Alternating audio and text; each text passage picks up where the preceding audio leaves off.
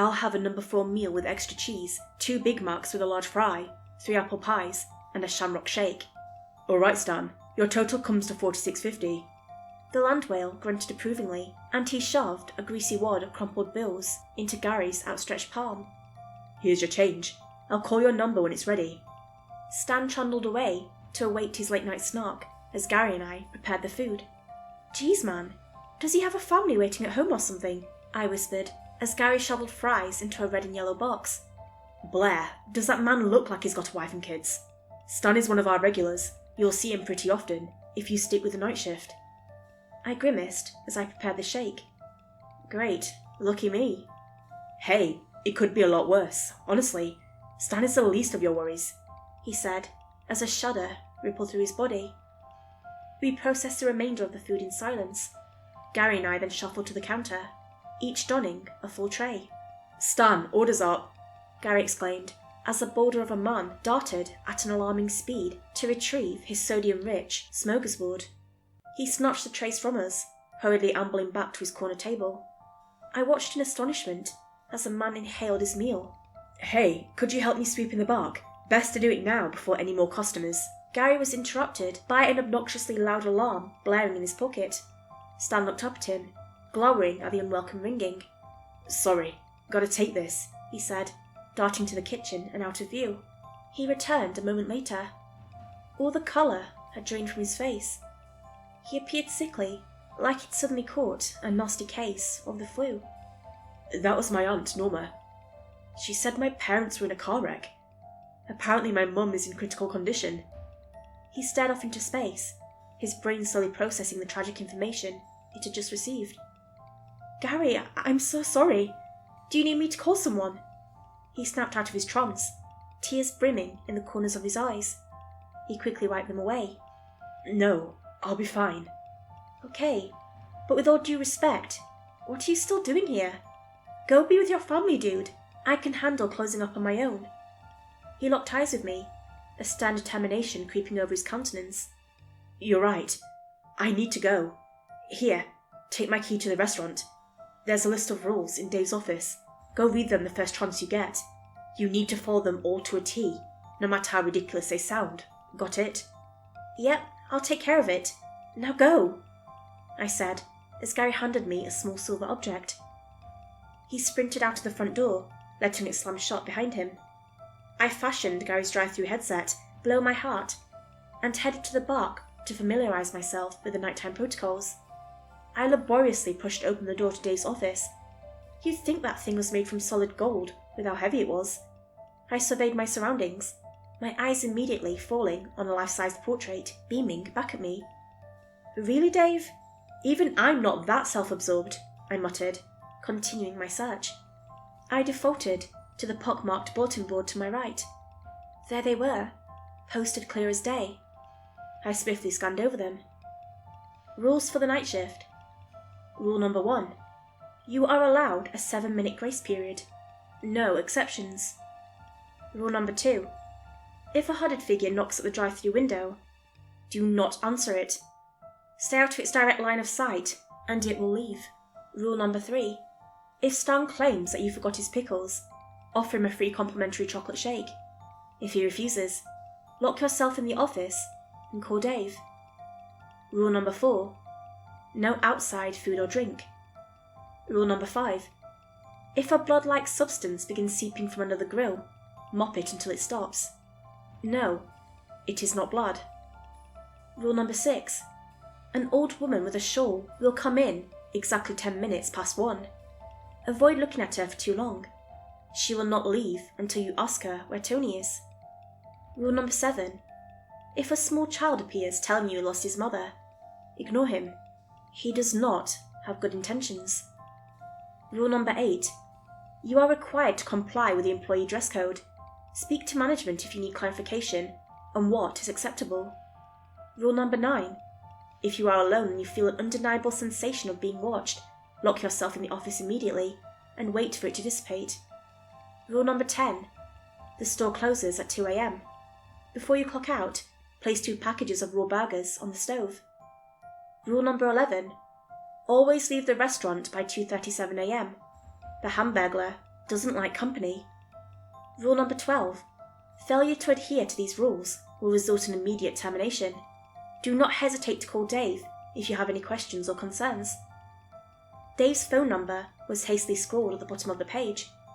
I stared at the list, unsure of what to make of it. Was this some sort of cruel prank on the newbie? Maybe Gary was in on it. I resolved to wait and find out for myself, and I made my way to the counter. Upon seeing me approach, Stan rapidly stood from his seat and sidled up to me. Can I help you with something?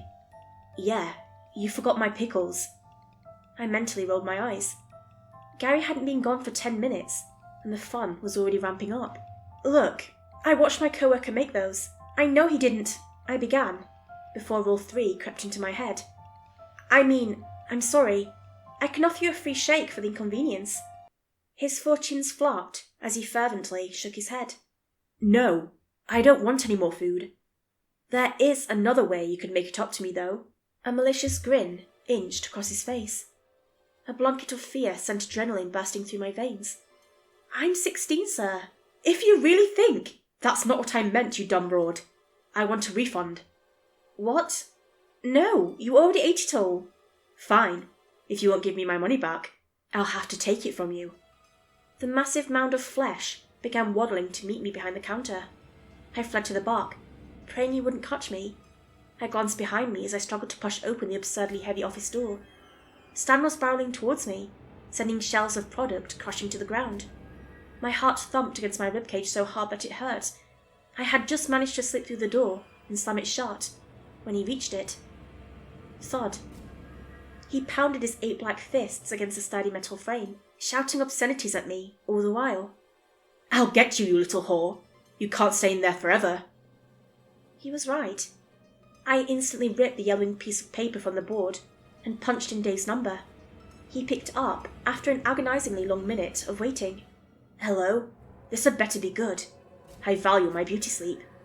Dave, it's Stan. The free shake didn't work. I'm trapped in the office. Dave sighed. All right. Put it on speaker and hold your phone up to the door so you can hear me.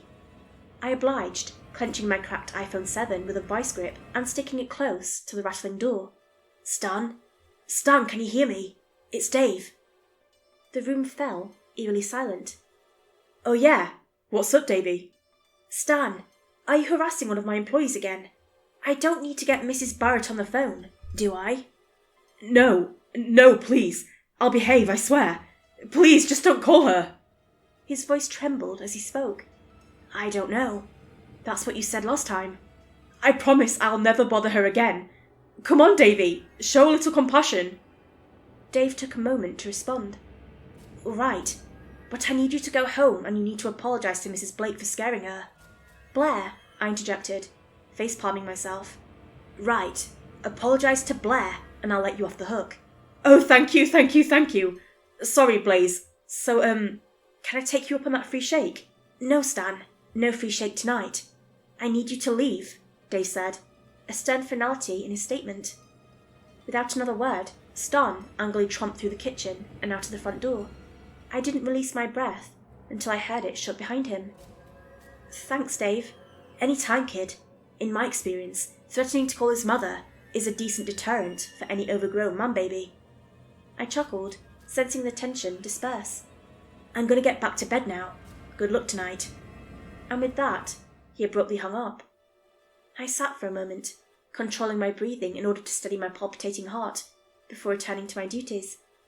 I trudged to the kitchen, and begrudgingly got to work cleaning the mess of boxes and condiments that Stan had strewn throughout the area. I had just put the final ketchup bottle in its place, when out of the corner of my eye, I saw it. A figure was standing at the drive-through window. I immediately tensed up, every muscle in my body freezing in place.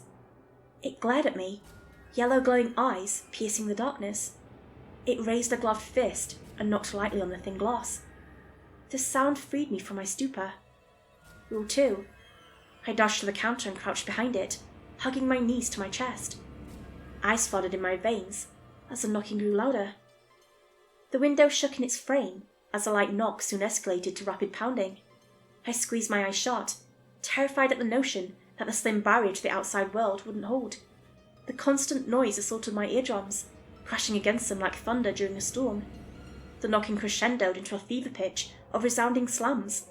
Just when I thought that I might lose my sanity, it stopped. I glanced up in the midst of the unsettling silence I found myself in. It was gone, as if the entity had never appeared in the first place. I gradually stood and took my time getting my bearings. I hesitantly peeked around the corner of the drive-thru. Nothing. Not so much as a scratch on the glass. I glanced down at my phone. 12:15 a.m. Less than 2 hours. I could handle it, right? I began sweeping, like Gary was beginning to ask me to do prior to receiving his unfortunate news. I was thankful for a break in the action. I didn't know how much more I could take. Apparently, I could take a lot more, as I came to find out.